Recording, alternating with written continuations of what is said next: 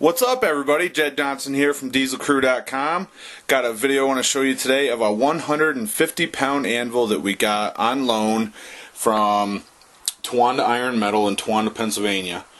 And you can see this thing here. Now, this is actually very hard to lift. This is one of the toughest anvils I've encountered. Even though it's not the heaviest, it's very tough because of the angle of the horn.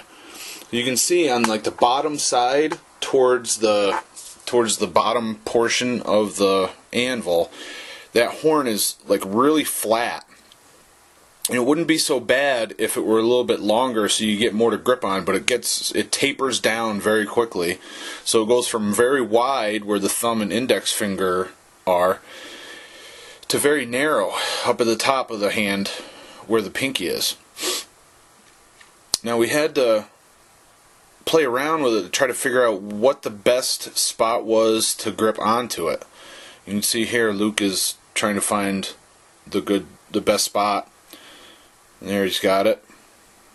Nice lift and hold. No problem. Real impressive. Luke's a lot better at these than I am, this kind of lifting. My wrist just does not like this kind of angling.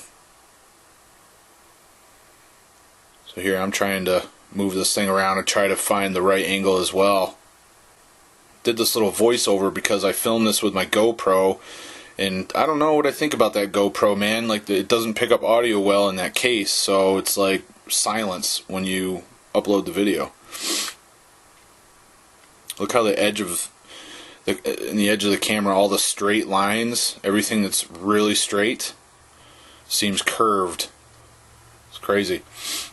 You can see that point on the anvil. Really appreciate Towanda Iron and Metal let us borrow this for a couple weeks. I got it initially for the Winter Grip Fest as a little extra event anvil medley. We didn't end up doing that. We kind of ran out of time, and a lot of people had to go, and everybody was spent, so we didn't end up doing it. But we did get the chance to, feet around with it after the contest. And what we figured out here is, if you basically lift it backwards and put your fingertips on the top of the anvil, it's a lot easier to lift. Which you don't usually do that. Usually your fingers are on the bottom of the horn. Like this, how I'm gripping now. But we found out that if you flip around the other side, it's a little bit easier. This just goes to show you, misses are just warm-ups. You got to play around with stuff sometimes in order to get familiar with what you're dealing with. So we figured out that if we grip it upside down and then kind of pull against the actual horn, then it seems to catch more in your hand. There it goes. Got a good break. Pumped me up. Fell down. Got upset. Let's go for this again.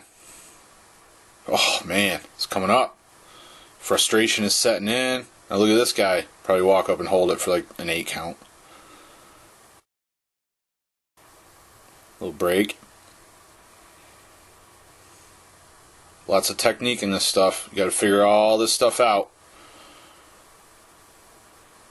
After having been involved in this for over 10 years, you figure out the technique you have to use in order to lift most of the stuff up.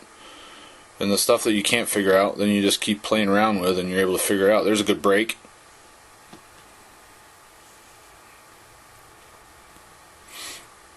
Getting towards the end of the workout here, you can see through the window on the right that it's getting dark out there. A little twilight. Oh, snap. Darn close to lockout if it wasn't quite there. What do you think? One more pull?